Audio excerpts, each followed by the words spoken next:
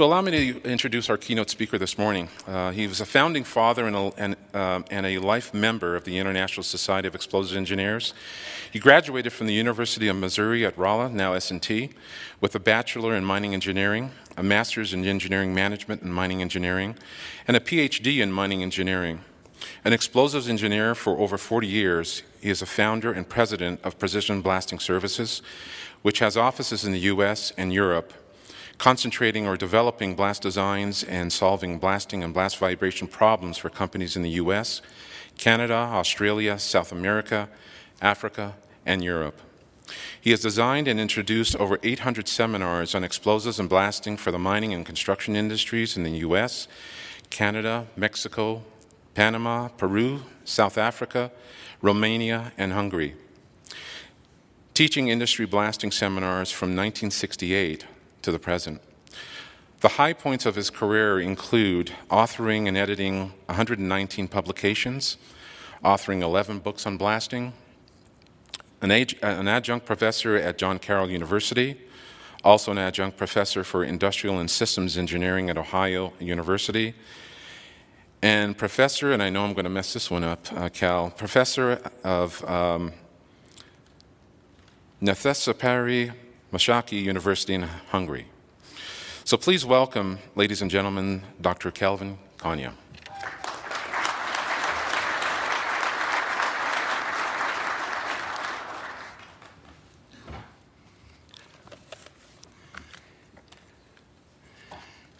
Good morning.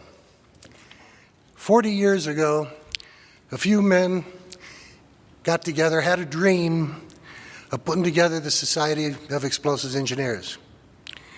And I want to take you through a little of the history of how this organization started. I know that you hear rumors, some people say it was started in a bar, things like that. That's not quite the way it happened. So I would like to just take you down the road we went to start the organization. Now, back in the early 70s, there weren't a lot of organizations that dealt with blasting. The AIME, Institute of Mining Engineers, they had a convention, they'd have a session that dealt with blasting. There were some organizations already in the United States. They had the, I think it was American Blasting Association out in Boston. And in various places in the world, they also had, let's call them more local organizations that dealt with explosives and blasting. There was an organization in Austria, which I attended a couple times in the early 70s. But again, it was more of a local organization. The papers were bound that were given at the meeting, and it was mostly in German.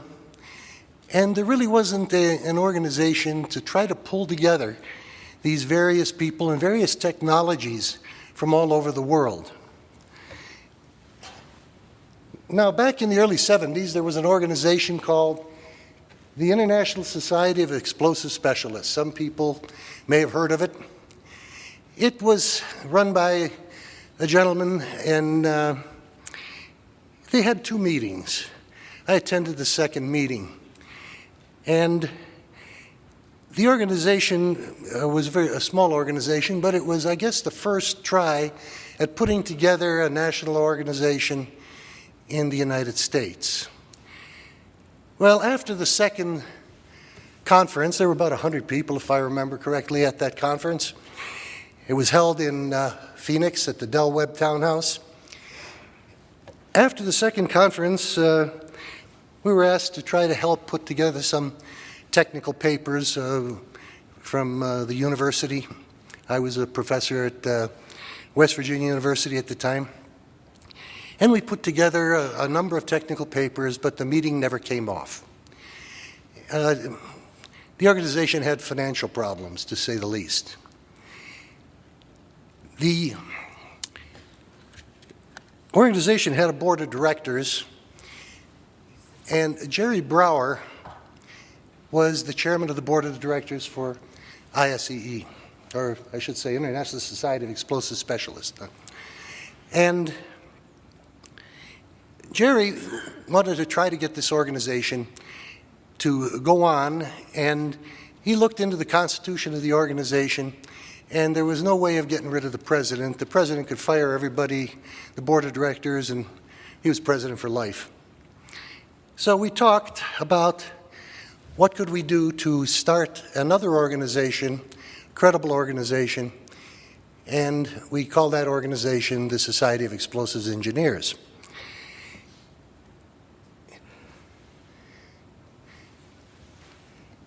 Now, when we first started the organization, this is a picture of Morgantown, West Virginia. I was a professor there, and I really started things in my office. We had no monies, we had nothing, just an idea. Well, we needed to get a constitution for the organization. This is Whitehall, this is where it started, and there was another organization that was in the building, and it was called the American Association of Cost Engineers. And a friend of mine was the executive director of the cost engineering organization. So we talked about borrowing their constitution and going over the constitution to make it fit an organization like the Society of Explosives Engineers. So we spent a lot of time modifying things. Then we sent it out to other people that wanted to become the first board. It's hard to find people. Everybody said, this thing's never going to take off. You'll never get these powder companies sitting together and talking about technology and things like this. It's never going to happen. I don't want to waste my time. But we found 9 people that were willing to put in some time and effort to try to put together this Constitution and the organization. Well, these 9 people met at the Sheraton Hotel near Pittsburgh Airport. And it was in August 1974. And we spent the entire day going over, word by word, the Constitution and adding new things if needed and taking things out that they didn't think applied.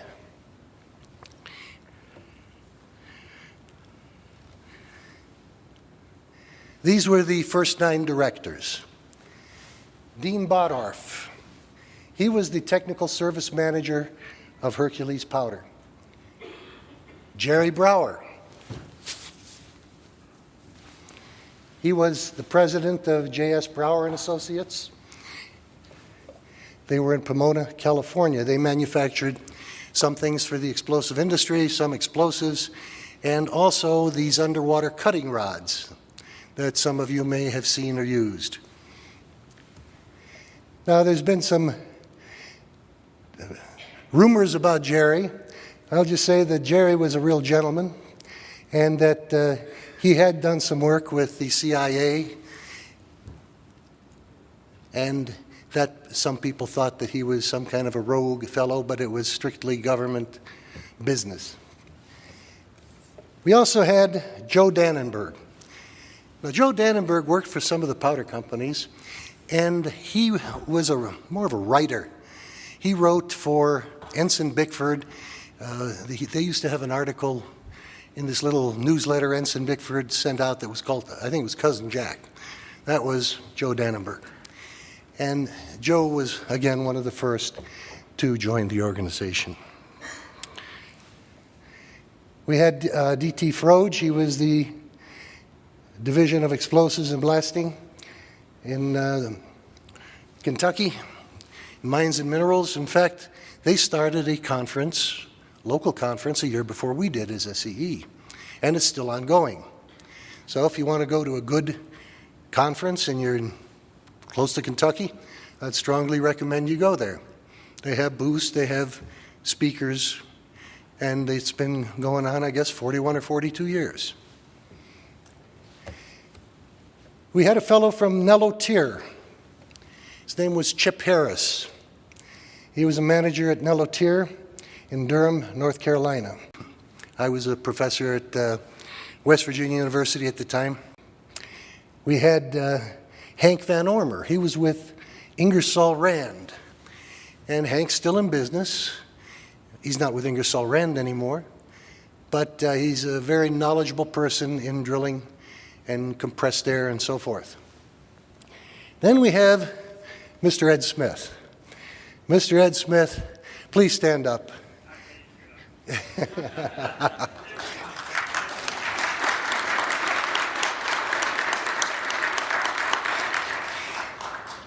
Ed did an awful lot to get this organization going.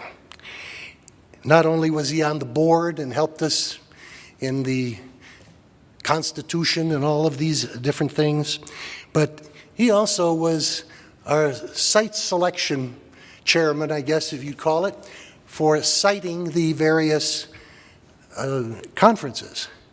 Ed would go out when it was decided by the board that we were going to try to get to a certain city for the conference, and Ed would fly out there and look at the various facilities, and he was then try to put together a contract.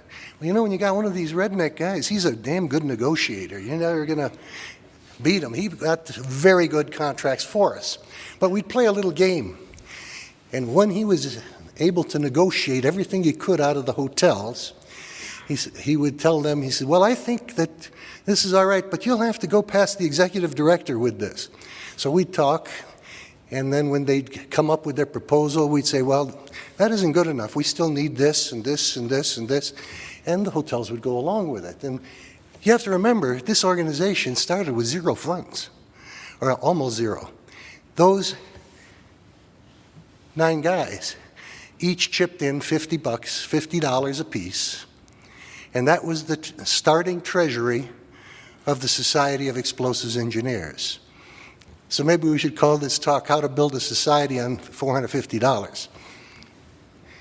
And we had a fellow, his name's Richard Wilding. He was with Austin Powder.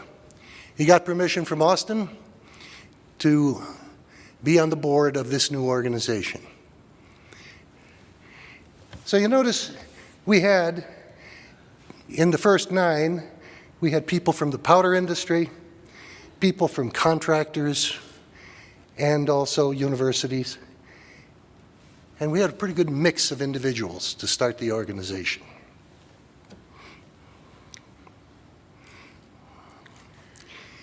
I will mention something that happened to me.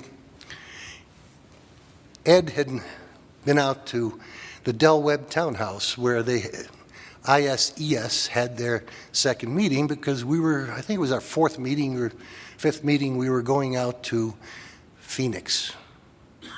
And the Del Webb was a very nice facility at that time, and Ed went out and we negotiated a contract with the Del Webb Townhouse. Now, because the previous organization had a bad reputation on paying its bills, what our standard procedure had been from when we started the first meeting in Atlanta was that before we left the hotel, we paid them what we owed them. And we did that in the 2nd hotel and 3rd hotel.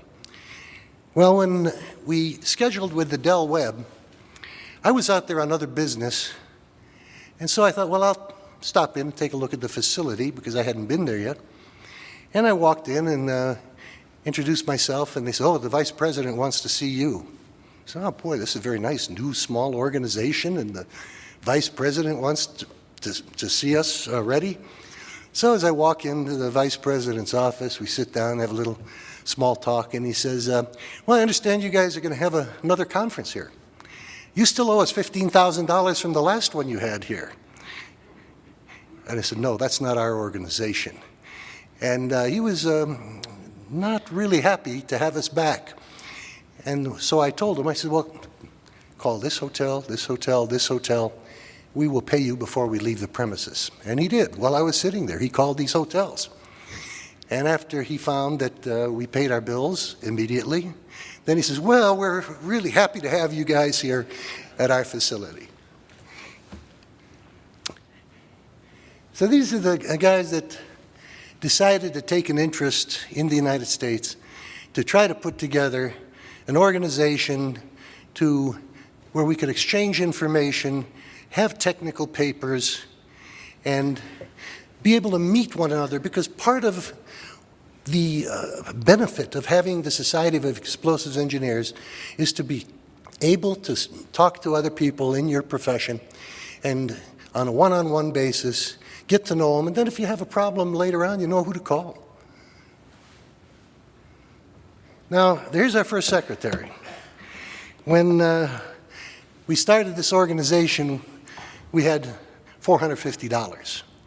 And of course, we had mailings to do and correspondence, and it was run out of my house, and that's my wife, Ava. She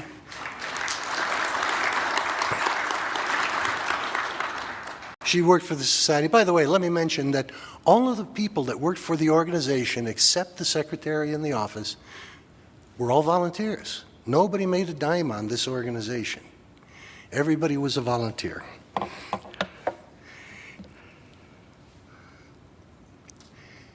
Now, this is the Monongahela building in Morgantown, West Virginia. This was where we had our first office when we moved from my home.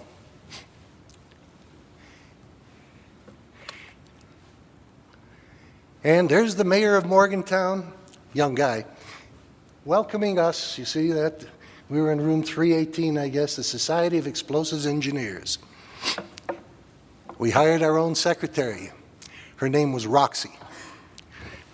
And she ran the society for a couple years. I think from about 76 to 78, she was in the office. Then we moved up to Montville, Ohio. And we were there for, well, from about 78 to about 87. That was our office building in Montville. Then when we were able to put aside enough monies, we were able to hire a full-time executive director. We saved $160,000 with all the volunteers that we had helping out with the organization. We had $160,000 in CDs. And that's when we got to be a more professional organization. Now, this was our first secretary. Some of you may still remember Pat Brzanko. She worked in that office in Montville for the period that we were there. She really enjoyed working with the organization, and she did a very good job. Well, now this is our new office, and I guess Winston can tell you more about it, but I guess we own it, don't we, as far as I know. And so we've gone a long ways from an office in my house to this office, which is a professional office and professional staff.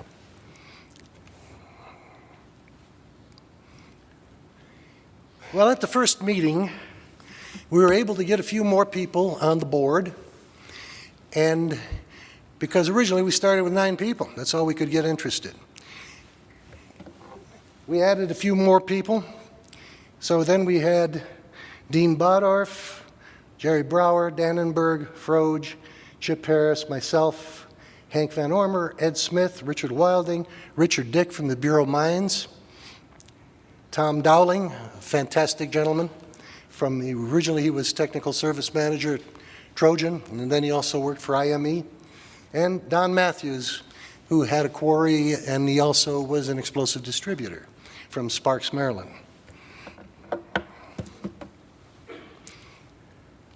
This was our first banquet at our first meeting, I think.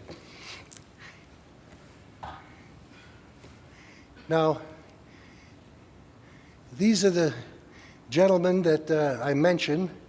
I think that's D.T. Froge, Tom Dowling, Don Matthews, Dean Bodorf, Jerry Brower, Chip Harris, Joe Dannenberg, and Ed Smith. Can't see me, I was behind the podium there, hiding. At our first meeting, we had this gentleman. I believe this is a picture of Bob Acree. You know, those of you in the blasting business know that the first use of fertilizer-grade ammonium nitrate was patented, as far as I know, in 1953. The patent was filed by Bob Acree to use fertilizer-grade ammonium nitrate and coal dust as an explosive, and that's what they used at the Maumee collieries for years. And he spoke to us at the meeting, and we had the honor of meeting him and talking to him. This was, again, a picture of Jerry. He did a lot of work founding this organization. Whoops, excuse me. And this just shows the head table and a little closer picture of Don Matthews and Bob Acree. I think Bob Acree passed away about a year after this picture was taken. All of the board couldn't make it to the meeting. That's why you notice there's some empty chairs there.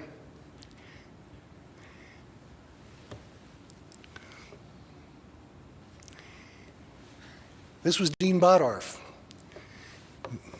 Some of you may have known him. Fantastic guy. He was technical service manager for Hercules Powder. Very nice, knowledgeable individual. And again, this is Bob Acree and Jerry. This is Joe Dannenberg. Joe Dannenberg was the interesting fellow, as I said. He was really our author who put together a little newsletter for us first, and then started to help out to write the journal. You notice he never went anywhere without his pipe. This was Chip Harris. He worked for Nello Tier, large construction company. He was a manager there.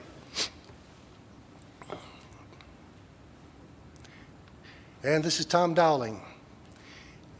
I don't think you'd find a nicer gentleman, honest. We were really privileged to have him be, again, one of the founders of the society.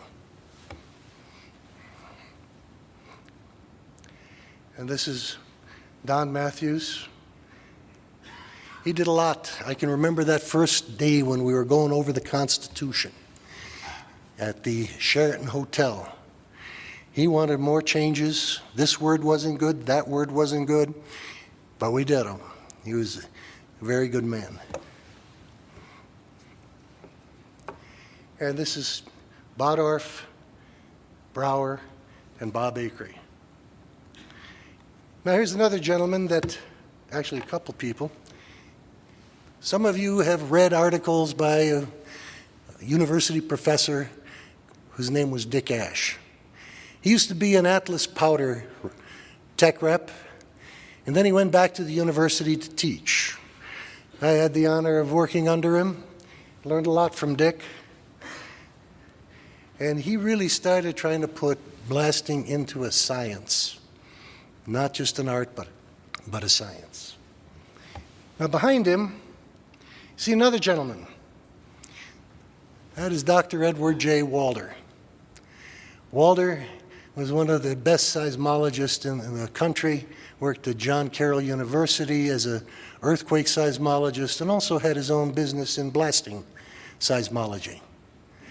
And Ed joined us almost immediately when he heard there was such an organization.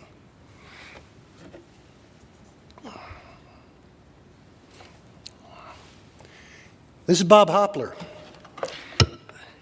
Unfortunately, Bob didn't make this meeting, but he's been in the industry. I think he's about 85 or 86 now.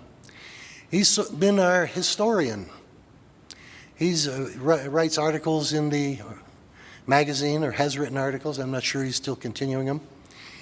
And he has a lot of the old information of 100 years ago or longer on explosives and blasting. Well, this was not the first meeting. As you can see, this was New Orleans.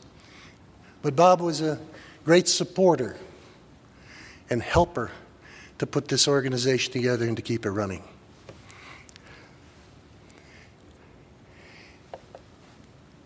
We thought that it was very important to keep a record of the technical papers that were given at the meetings. Because very often you go to meetings, you give a paper and it's gone. You don't write it down, it's gone forever.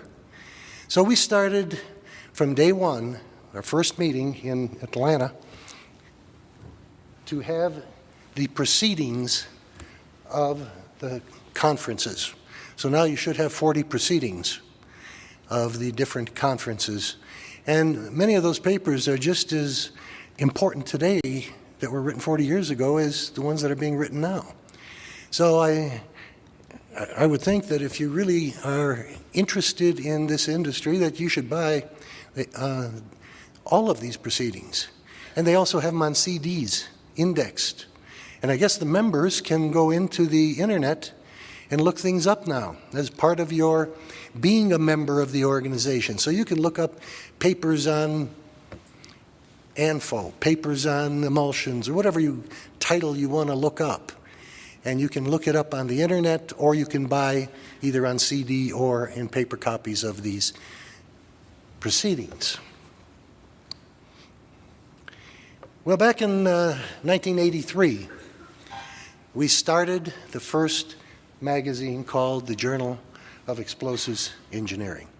Until then, the Society sort of sent out a little newsletter, I guess you could call it that. It was written by Joe Dannenberg, and it came out, I guess, once every couple months. And then by that time, we were able to put together our first magazine, and we're still obviously doing the magazines now. That's another benefit for being a member of the Society.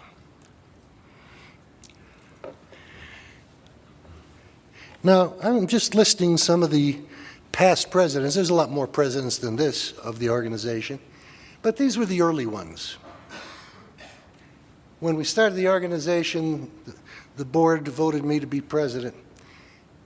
Then Jerry Brower was voted to be president, and Don Matthews, Ed Smith, Alan Hooper, who isn't here, he's in the drilling and blasting business, Lex Udy, explosive manufacturer, and Russ Boren, who is an explosive distributor and also a drill and blast contractor. These are all good men that really had the interest in pushing the society forward. Now, as a spin-off, I think, to the organization of the Society of Explosive Engineers, we see more interest now in some of the universities on explosives and blasting. The old Missouri School of Mines, now called the Missouri University of Science and Technology, has a degree, a master's degree in explosives engineering, first one in the country. They also have just gotten their PhD approved, and they're going to start on that this summer. So we're really becoming a professional organization from the standpoint that let's hope that it isn't going to be regulators telling us what to do, but instead we'll have these people that are explosives engineers working with the regulators to tell us what is appropriate and what is not. Now, one of the driving forces behind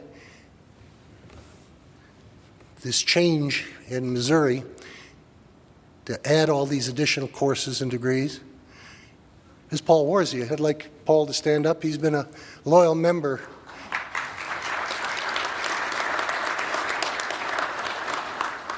He's been a loyal member of the organization ever since it started. And he came to this country. I think you came in, what, about 81, 82 or something? He's done a fantastic job there. He's also got help with a fellow named Jason Baird, who I don't think Jason is here.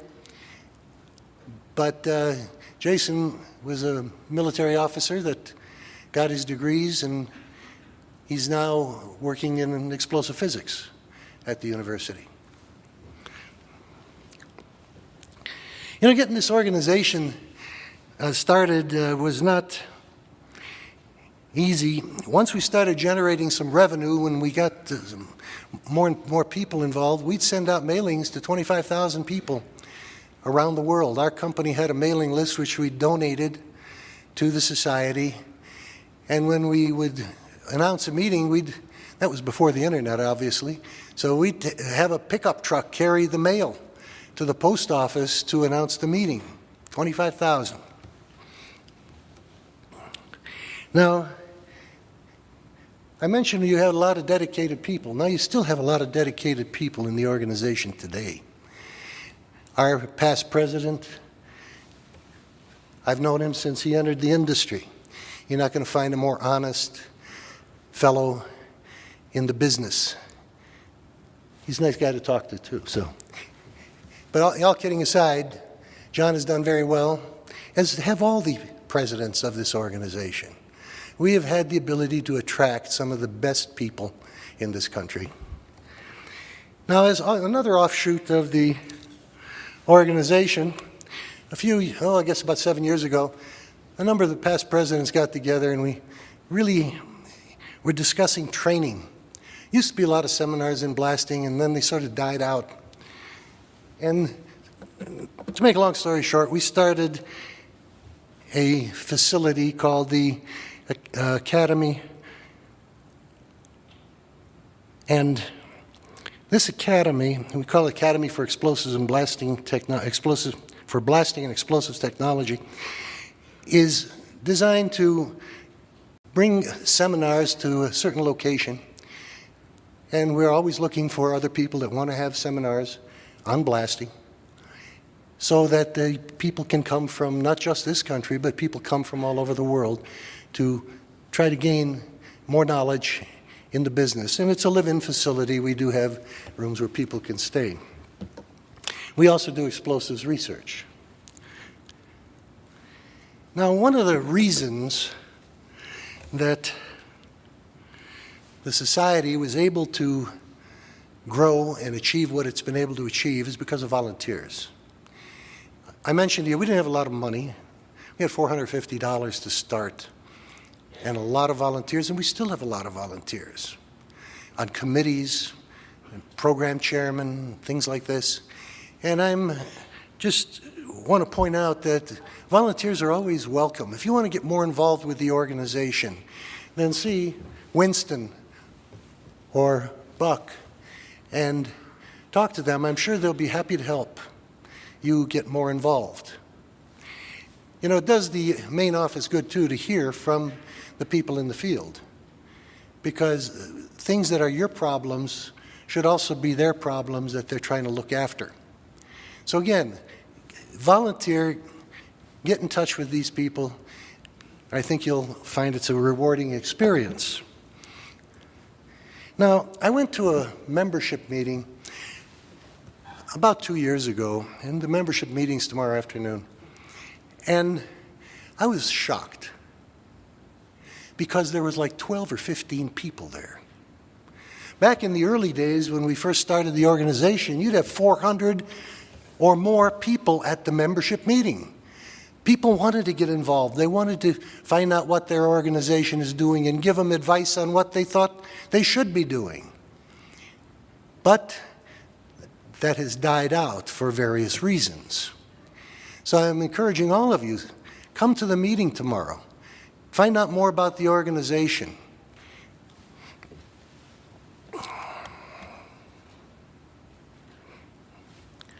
Now, this organization currently has more than 4,000 members. I guess we have about 38, 39 chapters after what we heard, 38, all over the world. And we have representatives and members from over 90 countries. And the organization really has no place to go but up. Now, you saw this fellow running around. His name is James Hawkins. They call him Buck Hawkins. He's the Director of Education for the Society. He's been with us about, I guess, a little over a year. I'm not That's about it. But Buck is a soldier. He was in Iran. He is still in the reserves. But he's also got a degree. He's very good at communication.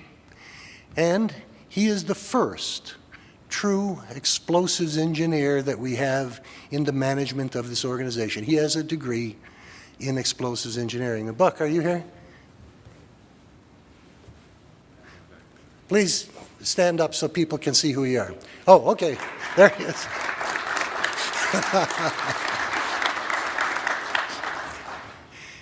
It is really great to have a technical person in our field in the main office. And we have another fellow that's fairly recent to the organization, a little over a year. It's Winston Ford. Now, Winston, it doesn't tell you about himself, so I want to just mention a few things so that you understand who he really is. Winston has a degree from MIT, Sloan School of Management.